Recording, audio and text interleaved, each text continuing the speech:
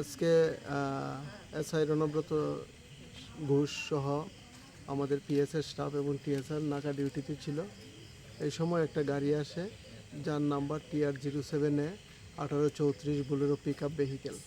এই গাড়িটাতে আমরা তল্লাশি চালিয়ে টোটাল 17 বান্ডেল 578 কেজি আমরা শুকনো গাঁজা উদ্ধার করি এবং ড্রাইভারকে আমরা অ্যারেস্ট করি।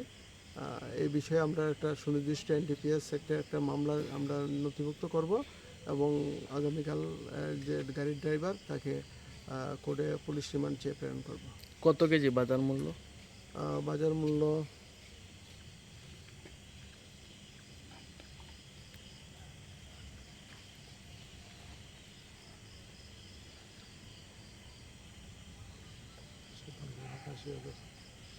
অনুমান 57 লাখ টাকার মতো হবে। কত টাকা মূল্য প্রায় মানে অবৈধভাবে পার কেজি? পার কেজি 10,000 টাকা। 10,000 টাকা মূল্য মানে আপনাদের পুলিশের সোর্স নাকি পাবলিক সোর্সে সিজ করা? এটা আমাদের এটা ভেহিকেল চেকিংয়ের সময়টা পাওয়া গেছে। ওই অভিযুক্তর বাড়ি কোন জায়গায়? অভিযুক্তর বাড়ি মধুপুর। কোন জায়গা থেকে কোন জায়গার উদ্দেশ্যে নেওয়া যাওয়া হয়েছে? এটা এখনো জানা যায়নি। অ্যাকচুয়ালি গাড়িটা মধুপুর যাওয়ার জন্য আপনারা কোন জায়গা থেকে গাড়িটাকে আটক করেছেন? আমরা নাকা পয়েন্টে আমাদের কোন নাকা কোন নাকা?